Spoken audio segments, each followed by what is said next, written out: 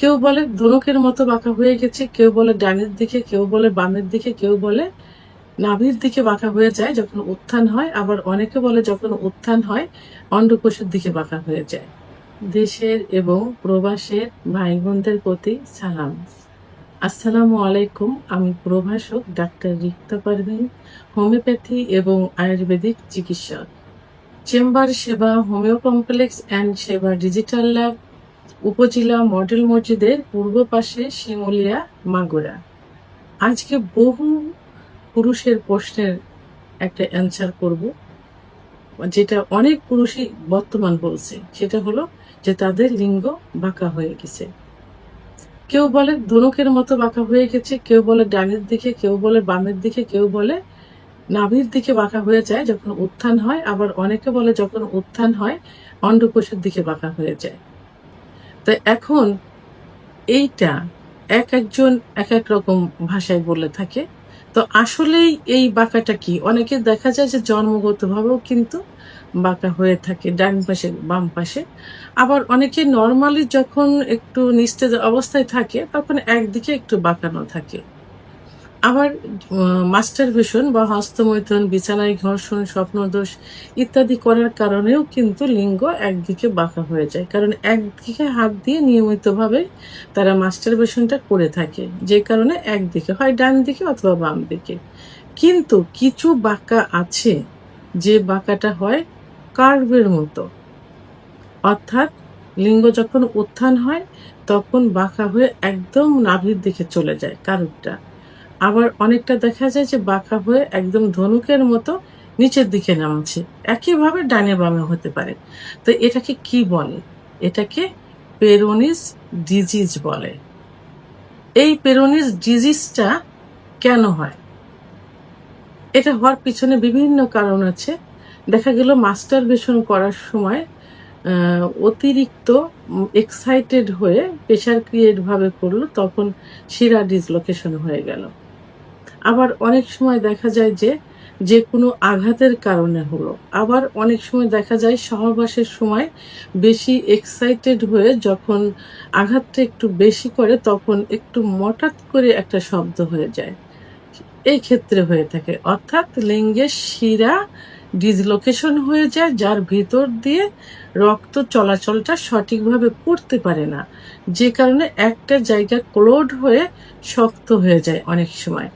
এটা অনেক সময় টিউমার আকার ধারণ করে। এটা কোন জায়গায় এর অবস্থানটা থাকে? যেখানে বাঁকা হয়েছে, ঠিক যে বাঁকার যে পয়েন্টটা, কার্ভ যে সিস্টেমটা, ঠিক সেইখানেই এই টিউমারটা হয়ে থাকে, এই শক্তটা হয়ে থাকে। তো এটাই হলো পেরোনিস ডিজিজ। এখন এই পেরোনিস ডিজিজ অনেক সময় দেখা যায় যে ব্যথা হয় ওখানে, আবার অনেক সময় সহবাসের সময় ব্যথা লাগে। একটু উত্থান হলে ব্লাড সার্কুলেশনটা সঠিক মতো হতে পারে না, যে কারণে ওখানে টান লাগে, টান লেগে ব্যথা অনুভব করে। এই পেরোনিস ডিজিজ হলে, উত্থান হলে যে ধনুকের মতো বাঁকা হয়, এটাতে কিন্তু সহবাসে অনেক ব্যাঘাত ঘটে। স্ত্রীর কিন্তু প্রচন্ড ব্যথা অনুভব করে, কারণ একটা জিনিস বাঁকাভাবে ভিতরে হচ্ছে, জায়গাটা তো ওইভাবে তৈরি না, ওর স্ট্রাকচারটা তো ওইভাবে না। তো যে কারণে স্ত্রী অনেক ব্যথা অনুভব করে। অনেক সময় স্ত্রীরা সহবাসও করতে চায় না। একইভাবে পুরুষও ব্যথা অনুভব করে।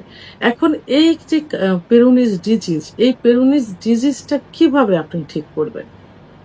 প্রথমত হলো, এর জন্য অনেক উন্নত মানের, অনেক ভালো হোমিওপ্যাথি আয়ুর্বেদিক চিকিৎসা আছে, যেটা ওষুধের মাধ্যমে কিন্তু এটা ঠিক করা সম্ভব। দ্বিতীয় যেটা আছে সেটা হলো ফিজিওথেরাপি। বিভিন্ন ফিজিওথেরাপি আছে, এর মাধ্যমে ঠিক করা সম্ভব। যখন থার্ড স্টেজে যাবে, সেক্ষেত্রে কোনো কোনো সময় অপারেশনেরও প্রয়োজন হয়ে থাকে। তো এখন অনেক সময় দেখা যায় যে এই সার্জারি করতে গেলে, কারণ যে শিরা থাকে লিঙ্গের ভিতরে, এই শিরা কিন্তু রসুনের খোসার মতো। অনেক সময় এইটা অপারেশনের সাকসেস হয় না, তখন কিন্তু লিঙ্গ পুরাটাই প্যারালাইজড মতো হয়ে যায়। তো এই জন্য সবারই সচেতন হওয়া উচিত। প্রাথমিক অবস্থায় যখনই এইটা দেখবেন, তখনই একজন ডাক্তারের চিকিৎসা নেওয়া। একমাত্র হোমিওপ্যাথিক চিকিৎসার মাধ্যমে কিন্তু পেরোনিজ ডিজিজ পূর্বের অবস্থায় ফিরিয়ে আনা সম্ভব।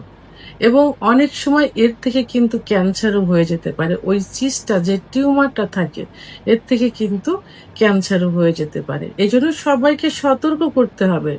মাস্টারবেশন করা যাবে না। ইসলামের দৃষ্টিতে মাস্টারবেশন কিন্তু কবিরা গুনাহ। এবং মাস্টারবেশন করলে যৌন অক্ষমতা পরবর্তীতে আসবে এবং পেরোনিজ ডিজিজও হওয়ার সম্ভাবনা থেকে যায়। দ্বিতীয়ত হলো সহবাসে এক্সাইটেড হওয়া যাবে না। আস্তে ধীরে সুন্দরভাবে সহবাসে লিপ্ত থাকতে হবে যেন এই সেন্সিটিভ জায়গার কোনো ক্ষতি না হয়। দ্বিতীয়ত হলো যে মানে যখনই কোনো কিছু করতে যাবেন, রানিং থাকবেন, কোনো যানবাহনে চলবেন, চলাফেরা করবেন, সতর্কতা অবলম্বন করতে হবে। কারণ এটা এমনই একটা জায়গা যে যেখানে আঘাত লাগলে পেরোনিজ ডিজিজ হবে। আবার অনেক সময় দেখা যায় যে অন্ডকোষে আঘাত লেগে কিন্তু মারাও যেতে পারে। এই জন্য সতর্কতা অবলম্বন করতে হবে। ভিডিওটি সম্পর্কে যদি কোনো মতামত থেকে থাকে অবশ্যই কমেন্টসের মাধ্যমে জানাবেন। আর ভিডিওটি ভালো লাগলে লাইক, কমেন্ট, সাবস্ক্রাইব করে আমার সঙ্গে থাকুন। আল্লাহ হাফেজ।